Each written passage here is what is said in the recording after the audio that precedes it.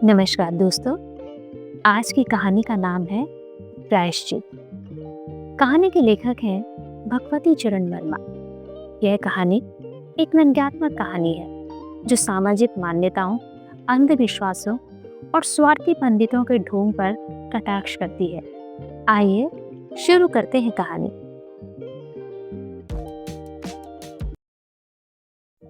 अगर कबरी बिल्ली घर भर में किसी से प्रेम करती थी तो रामू की बहू से, और अगर रामू की बहू घर भर में किसी से घृणा करती थी तो कबरी बिल्ली से।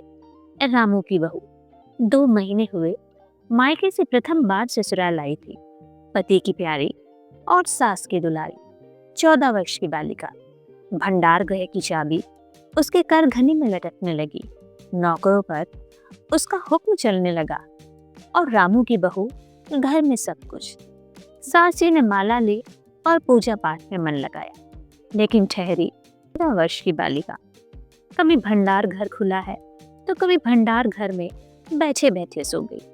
कबरी बिल्ली को मौका मिला, घी दूध पर अब वह जुट गई। रामू की बहू की जान आफत में और कबरी बिल्ली के छक्के पंजे। रामू की बहू हांडी में घी रखते रखते ऊँग गई और बचा हुआ घी कबरी के पेट में। रामू की बहू दूध ढककर मिश्रानी को जिन्स देने गई और दूध नदारत। अगर बात यहीं तक रह जाती तो भी बुरा न था। कबरी रामू की बहू से कुछ ऐसा परच गई कि रामू की बहू के लिए खाना पीना दुश्वार। रामू की बहू के कमरे में रबड़ी से भरी कटोरी पहुंची और रामू जब तक आए तब तक कटोरी साफ चटी हुई। बाजार से मलाई आई और जब तक रामू की बहू ने पान लगाया बालाई गायब। रामू को बहू ने तय किया कि या तो वही घर में रहेगी या फिर कबरी बिल्ली ही। मूशाबंदी शुरू हो गई और दोनों सतर्क। बिल्ली फंसाने का कटघरा आया।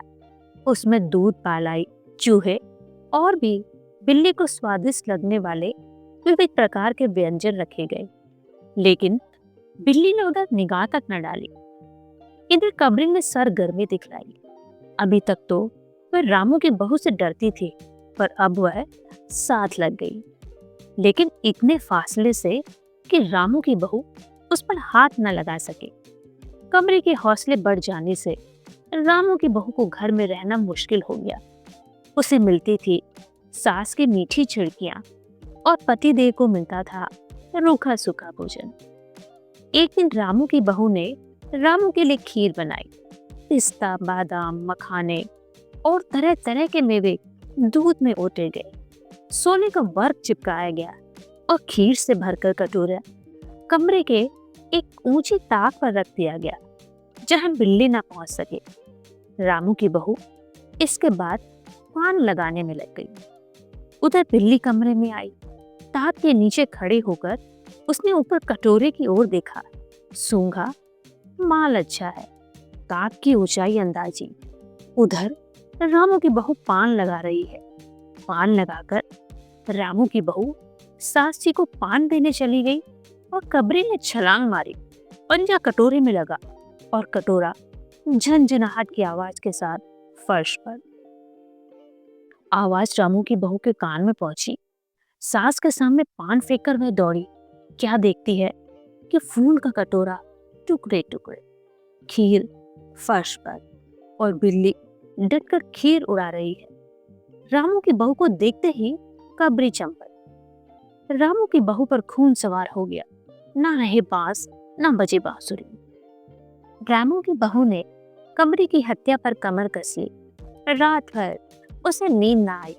किस दांव से कबरी पर वार किया जाए कि फिर जिंदा न बचे, यही पड़े पड़े सोचती रही। सुबह हुई और वह देखती है कि कबरी देहरी पर बैठी बड़ी प्रेम से उसे देख रही है। रामू की बहू ने कुछ सोचा। इसके बाद मुस्कुराती हुई वह उठी। कबरी रामू की बहू के उठते ही खिसक गई। रामू की बहू एक कटोरा दूध कमरे के दरवाजे की देहरी पर रखकर चली गई। हाथ में पाटा लेकर वह लौटी तो देखती है कि कबरी दूध पर जुटी हुई है। मौका हाथ में आ गया। सारा बल लगाकर पाटा उसने बिल्ली पर पटक दिया। कबरी न हिली न डुली, न चीखी न चिल्लाई, बस एकदम उलट गई। आवाज जो हुई तो मेरी झाड़ू छोड़कर, मिश्रानी रसोई छोड़कर और सास पूजा छोड़कर घटना स्थल पर उपस्थित हो गई। रामू की बहू सिर झुकाए हुए अपराधिनी की बातें बातें सुन रही है। मेहरी बोली, अरे राम, बिल्ली तो मर गई। माँ जी, बिल्ली की हत्या बहू से हो गई, यह तो बहुत बुरा हुआ। मिश्रानी बोली, माँ जी, बिल्ली की हत्या और आदमी की हत्या बराबर है। हम तो रसोई ना बनाएंगे जब तक बहू के सिर हत्या रहेगी। सास जी बोली, हाँ ठीक तो कहती हो। अब जब तक बहू के सर से हत्या न उतर जाए तब तक न कोई पानी पी सकता है न खाना खा सकता है। बहू, ये क्या कर डाला? मैरी ने कहा, फिर क्या हो, कहो तो पंडित जी को बुलाई लाएं। सास की जान में जान आई। अरे हाँ, जल्दी दौड़ के पंडित जी को बुला लो। बिल्ली की हत्या की खबर बिजली की तरह पड़ोस में फैल गई। पड़ोस की औरतों का रामू के घर तांता बन गया। चारों तरफ से प्रश्नों की बौछार और रामू की बहू सिर झुकाई बैठी रही। पंडित परमसुख को जब ये खबर मिली, उस समय वे पूजा कर रहे थे। खबर पाते ही वे उठ पड़े। पंडिताइन से मुस्कुराते हुए बोले, भोजन न बनाना, लाला घासी राम की पतोहू ने बिल्ली मार डाली, प्रायश्चित होगा, पकवानों पर हाथ लगेगा। पंडित परमसुख चौबे छोटे से मोटे से आदमी थे। लंबाई 4 फीट 10 इंच और तोन का घेरा 58 इंच। चेहरा गोल मटोल, मूछ बड़ी बड़ी, रंग गोरा, छोटी कमर तक पहुंचती हुई। कहा जाता है कि मथुरा में जब पसेरी खुराक वाले पंडित को ढूंढा जाता था तो पंडित परमसुख को उस लिस्ट में प्रथम स्थान दिया जाता था। पंडित परमसुख पहुंचे और कोरम पूरा हुआ। पंचायत बैठी। सास जी, मिश्रानी, किस्नू की माँ, छन्नू की दादी और पंडित परमसुख। बाकी स्त्रियां बहू से सहानुभूति प्रकट कर रही थी। किस्नू की माँ ने कहा, पंडित जी, बिल्ली की हत्या करने से कौन नरक मिलता है? पंडित परमसुख ने पन्ना देखते हुए कहा, बिल्ली की हत्या अकेले से तो नरक का नाम नहीं बदलाया जा सकता। वह मुहूर्त पे मालूम हो जब बिल्ली की हत्या हुई, तब नरक का पता लग सकता है। यही कुल 7 बजे सुबह, मिश्रानी जी ने कहा। पंडित परमसुख ने पत्रे के पन्ने उल्टे, अक्षरों पर उंगलियां चलाई, माथे पर हाथ लगाया और कुछ सोचा। चेहरे पर धुंधलापन आया, माथे पर बल पड़े, नाक कुछ सिकुड़ी और स्वर गंभीर हो गया। हरे कृष्ण हे कृष्ण, बड़ा बुरा हुआ। प्रातः काल ब्रह्म मुहूर्त में बिल्ली की हत्या, घोर कुंभी पाक नरक का विधान है। रामू की माँ, यह तो बड़ा बुरा हुआ। रामू के माँ की आंखों में आंसू आ गए। तो फिर पंडित जी, अब क्या होगा, आप ही बतलाएं। पंडित परमसुख मुस्कुराए। रामू की माँ, चिंता की कौन सी बात है, हम पुरोहित फिर कौन दिन के लिए है? शास्त्रों में प्रायश्चित का विधान है, सो प्रायश्चित से सब कुछ ठीक हो जाएगा। रामू की माँ ने कहा, पंडित जी, इसीलिए तो आपको बुलवाया है। अब आगे बतलाओ कि क्या किया जाए।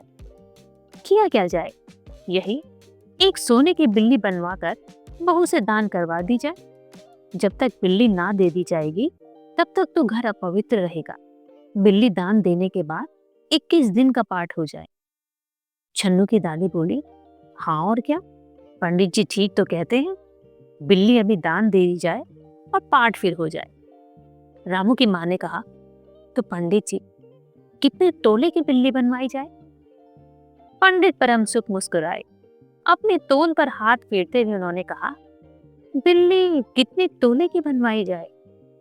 अरे रामू की माँ, शास्त्रों में तो लिखा है कि बिल्ली के वजन भर सोने की बिल्ली बनवाई जाए। लेकिन अब कलयुग आ गया है, धर्म कर्म का नाश हो गया है, श्रद्धा नहीं रही। सो रामू की माँ, बिल्ली के तौल भर की बिल्ली तो क्या बनेगी, क्योंकि बिल्ली 20-21 से कम की क्या होगी। हाँ, कम से कम 21 तोले की बिल्ली बनवाकर दान करवा दो और आगे तो अपनी अपनी श्रद्धा। रामू की माँ ने आंखें फाड़कर पंडित परमसुख को देखा अरे बाप रे, 21 तोला सोना? पंडित जी, ये तो बहुत है। तोला भर की बिल्ली से काम ना निकलेगा। पंडित परम सुख हंस पड़े। रामू की माँ, 1 तोला सोने की बिल्ली? अरे रुपये का लोभ बहू से बढ़ गया। बहू के सिर बड़ा पाप है, इसमें इतना लोभ ठीक नहीं। मोल तोल शुरू हुआ और मामला 11 तोले की बिल्ली पर ठीक हो गया। इसके बाद पूजा पाठ की बात आई। पंडित परम सुख ने कहा, उसमें क्या मुश्किल है? हम लोग किस दिन के लिए हैं रामू की माँ? मैं पाठ कर दिया करूंगा। पूजा की सामग्री आप हमारे घर भिजवा देना। पूजा का सामान कितना लगेगा? अरे कम से कम हम पूजा कर देंगे। दान के लिए करीब 10 मन गेहूं, 1 मन चावल, 1 मन दाल, मन भर तिल, 5 मन जौ और 5 मन चना, 4 पसेरी घी और मन भर नमक भी लगेगा। बस इतने से काम चल जाएगा। अरे बाप रे, इतना सामान? पंडित जी, इसमें तो 100-150 रुपया खर्च हो जाएगा। रामू की माँ ने रुआंसी होकर कहा, फिर इससे कम में तो काम ना चलेगा। बिल्ली की हत्या कितना बड़ा पाप है।